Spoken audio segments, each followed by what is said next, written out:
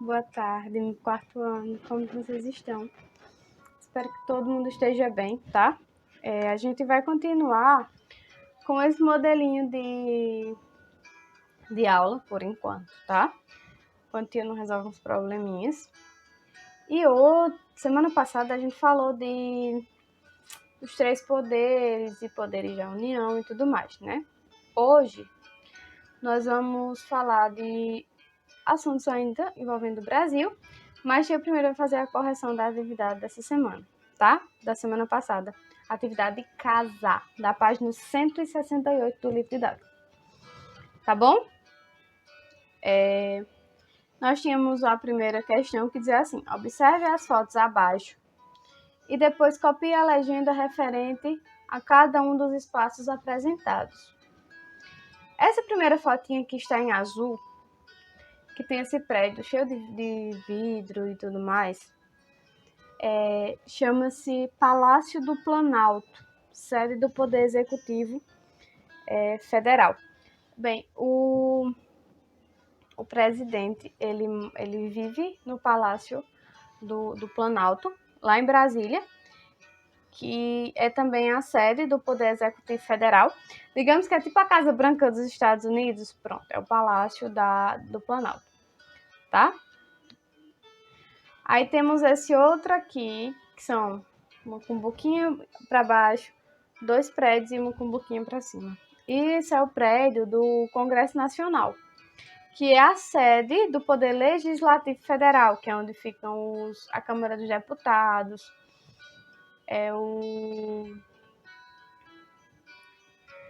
os senadores e tudo mais, tá? E essa outra que tem uma moça sentada com os olhos vendados, tem essa estátua na frente, é o Supremo Tribunal Federal, é a sede do Poder Judicial lá em Brasília, tá? Esses três prédios são em Brasília, lá na sede do governo federal, certo? E temos aqui, né, Supremo Tribunal Federal é a última foto, Palácio do Planalto é o primeiro e Congresso Nacional é esse segundo, tá? Hoje nós vamos falar de 2 coisas: estados e municípios, tá? Eu quero que vocês peguem o livro de vocês e abram na página 169, tá? Que vai dar um tempinho. Pegaram, né? Espero que tenham pego. E vou dizer o seguinte: no Brasil, começa-se assim, tem o nome estado, diz assim: no Brasil, existem atualmente 26 estados e o Distrito Federal, onde está localizada Brasília, a capital do país. Os estados brasileiros apresentam diferenças entre si, como a população, a paisagem, o tamanho geográfico e as atividades econômicas. Mas, apesar disso, são regidos por um governo soberano, a Presidência da República. Seus habitantes utilizam a mesma moeda, o real, e falam a mesma língua, o português. Por que especificar isso? Da língua do presidente e da moeda, né? Nós somos uma república federativa, então nós somos governados por um presidente que nós selecionamos, porque além de federativa, ela ainda é democrática. Então, os nossos líderes são, são estabelecidos a partir do voto. Então, a partir de 16 anos, você já pode votar e escolher quem vai lhe representar lá nos poderes executivo e legislativo, tá? A moeda, o real, a gente usa ela em todo o nosso território. Ela é somente brasileira. Por quê? Porque existem outros países que adotam moedas de outros países, por exemplo. Existem países que adotam o dólar americano. Tem vários países na Europa que têm o euro como sua moeda oficial. Então, muitos países, eles tem outras formas de moeda, mas estão mais ou menos na mesma região. Aqui na América do Sul não é muito comum. Nós temos o Brasil usando o real, o peso argentino e diversas outras moedas que valem em seus países e que têm outros valores dependendo de onde você esteja, tá? E a língua, nós falamos a mesma língua, o português, mas não é em todo o Brasil. Na Amazônia existem diversas tribos indígenas que falam as suas próprias línguas nativas. Falam o português como uma segunda língua, mas a primeira língua é a que eles têm lá de nascimento. E isso é muito corriqueiro nas tribos mais reservadas e escondidas da Amazônia, tá? Nós vamos ter 26 estados, né? E um Distrito Federal. Por quê? Porque o Distrito Federal não chegou a ser um estado. Ele é só representativo.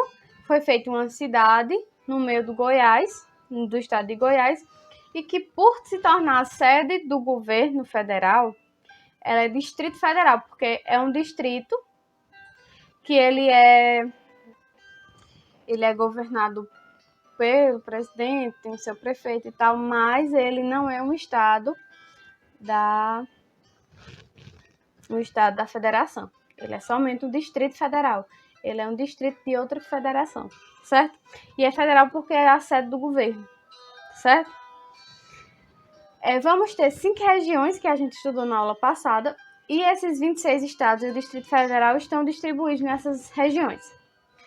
A região norte, ela é a maior em extensão, e vamos ter Rondônia, Amazonas, Pará, Tocantins, Acre, Roraima e Amapá.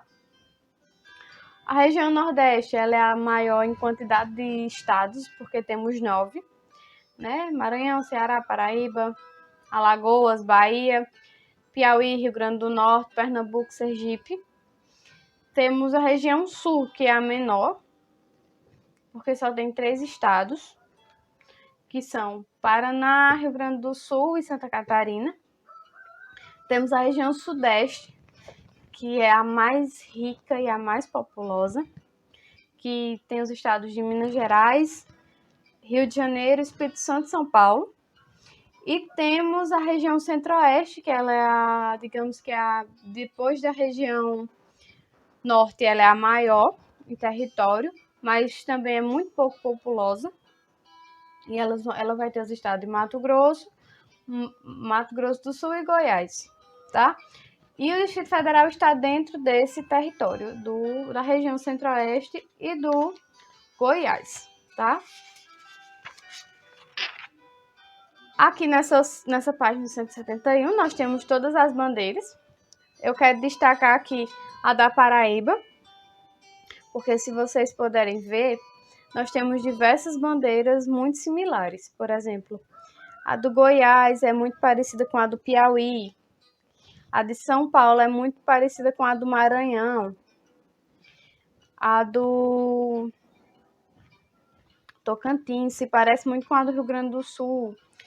A do Amapá tem as mesmas cores das de Rondônia. Então, nós temos muitas bandeiras parecidas. E a da Paraíba, digamos que ela é a mais diferentona. A da Paraíba, a do Pernambuco também é muito diferente. Vamos ver aqui outra que é bem diferentona. A do Acre. São todas bem incomuns, assim, são bem diferentes. Algumas parecem muito com as bandeiras de outros países e a bandeira do Ceará, do Mato Grosso, ela é muito parecida com a bandeira do nosso país. Muda-se as cores e as simbologias que tem no meio, né? Na página 172 temos o seguinte. Como você pode observar, todos os estados brasileiros têm um nome. Esses nomes têm origens diversas. Alguns têm influência indígena, como o caso de Pernambuco, da Paraíba, do Pará. São todos derivados de nomes indígenas esses. Porque nesses lugares sempre tiveram uma presença muito grande de indígenas, mas que foram sendo devastados ao longo do tempo. E temos agora esses nomes, Paraíba, Pernambuco, Pará, são sempre vistos como indígena. Sim, mas a Amazônia o Amazonas é? Não, o Amazonas não é indígena. O Amazonas tem esse nome por causa de uma lenda que surgiu quando os espanhóis chegaram. Existia a lenda das Amazonas e que elas eram mulheres guerreiras e fortes e andavam em seus cavalos. É mais ou menos a história da Mulher Maravilha, daquelas Amazonas da Mulher Maravilha, porque elas viviam escondidas. E quando encontraram as indígenas da Amazônia, as mulheres nativas, viram que elas eram fortes e guerreiras. Então, achou-se que haviam encontrado o esconderijo das Amazonas. Por isso que ficou tão famoso que o próprio estado deu o nome de Amazonas. Tá? É por isso. Temos também nomes de estados que homenageiam personalidades históricas, como Rondônia. Rondônia, ela é um estado muito jovem e ela tem esse nome por causa do Marechal Rondon, que foi quem descobriu lá aquela parte, passou com a rodovia e estabeleceu aquele território e chama-se de Rondon, tá? E também temos homenagens aos santos, como Santa Catarina, São Paulo e diversos outros estados e outras coisas que temos por ali. A Bahia, existe uma grande baía lá na costa. Sim, perto de onde os portugueses atracaram, então acredito que o nome Bahia tenha essa proximidade. E diversas outras coisas diferentes que vamos ter. Temos mais nomes de origem indígena no nosso país do que de outra forma, tá? Todos esses estados, eles são governados pelos mesmos três poderes, executivo, legislativo e judiciário, sendo que vamos ter o executivo estadual, que é formado pelo governador eleito. Temos o legislativo estadual, que é formado pelos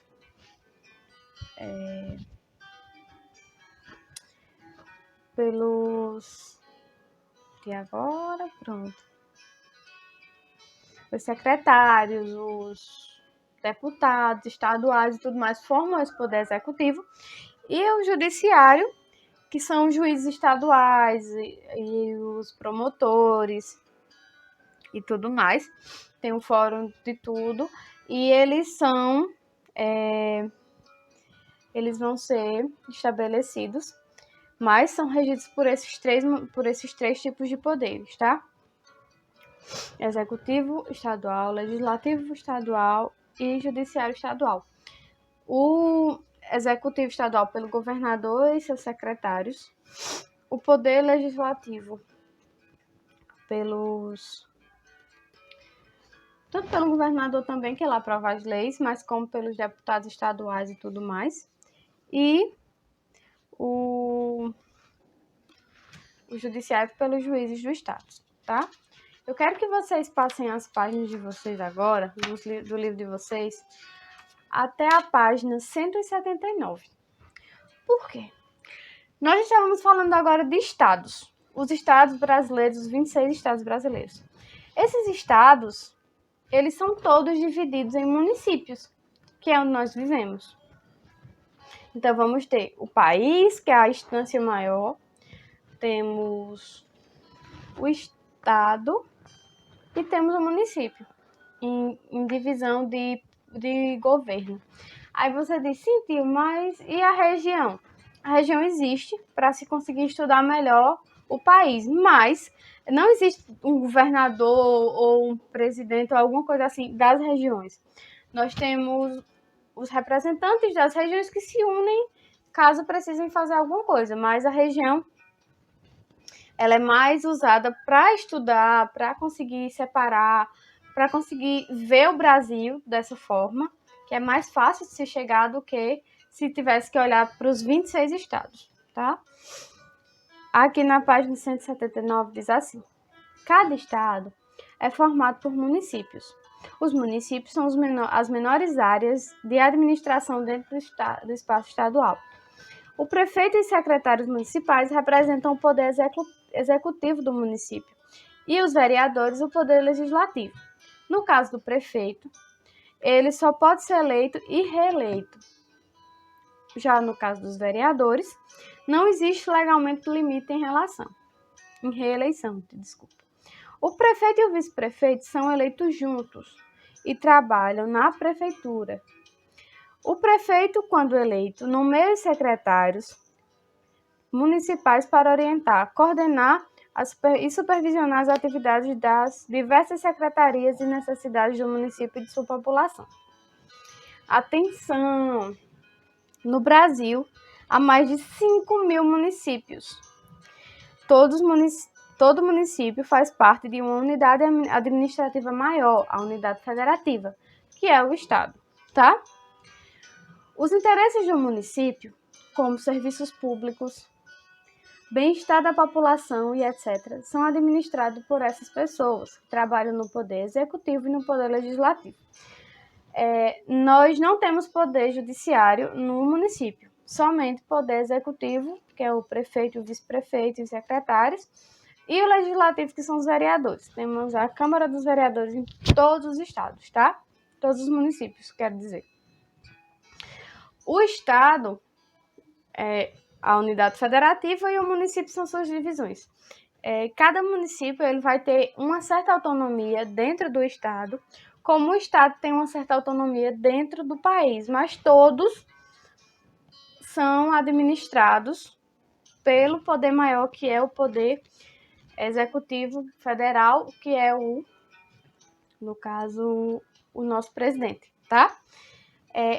A eleição de presidente e governador ocorre junto, geralmente, de 4 em 4 anos, como ocorreu há 2 anos atrás, em 2018. E o poder legislativo e executivo municipal ocorre uma eleição separada, que é o que vai ocorrer este ano, que ocorre também de 4 em 4 anos. No caso, esse ano tem. A diferença entre a eleição de presidente para a eleição de prefeito são 2 anos. Então, ocorreu em 2018 a de presidente. Em 2020 acontecerá a de prefeito. Era para acontecer mês que vem, por causa da pandemia, foi adiado.